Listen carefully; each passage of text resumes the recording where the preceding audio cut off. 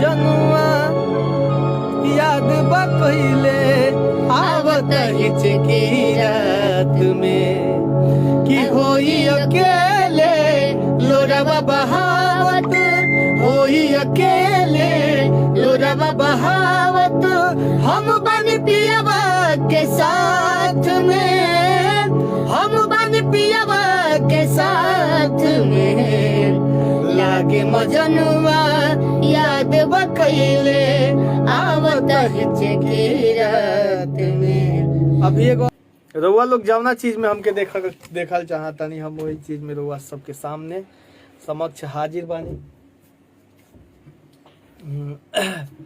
जवना रूप में हमरा के रउआ लोग ढालेम तौने रूप में हम रउआ सबके सेवा करत रहे आ एंजॉय मतलब इंटरटेनमेंट करावत रहे।